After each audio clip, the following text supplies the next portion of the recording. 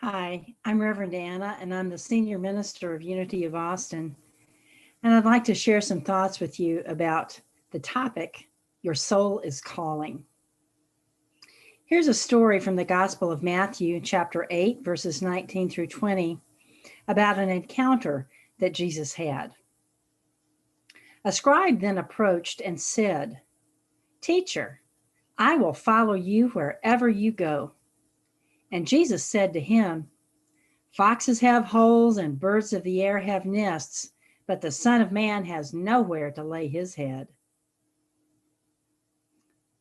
Like this scribe, our soul knows the divine when it sees it. We hear it calling to us, and we feel the very honorable desire to live large and express noble values. This guy was lucky. Jesus didn't just say, "Great, okay." Instead, Jesus issued him a wise warning.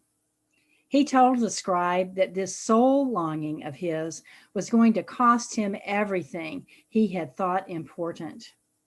Jesus wasn't advocating material poverty.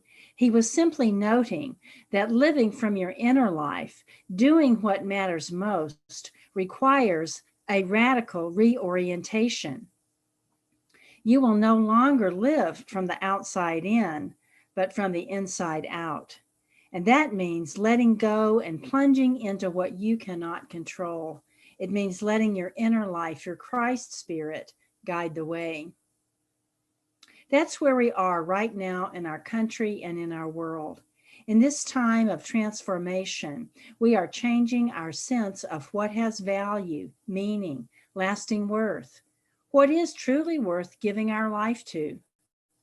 We are changing our sense of who we actually are, realizing we are so much more than producers of goods. We're life itself. We are changing our sense of who other people are, not objects to be used, but true brothers and sisters to be loved. We are becoming awakened to deeper spiritual values, and so we approach life in a new way, participation instead of survival. We are learning to give, not from obligation or one up or one down, trying to change others, but from the vastness of our own richness. We know we have a divine Father, Mother, and we can literally afford generosity. We realize we have innate value and worth. There's an old tale about a prisoner who's shackled in front of a door, whose captor asks, "What do you want? Do you want to be executed, or do you want what's on the other side of that door?" The prisoner reflects for a long time while he takes a deep breath and lets go. He decides he's ready to take his chances. The prisoner replies, "I want what's on the other side of that door." As his captor opens the door, the man sees blue sky and an open road. No longer a prisoner, he walks into the freedom of a new day.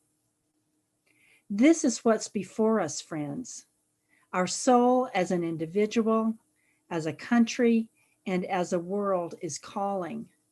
Let our response be yes. Let us walk into the freedom of a new day.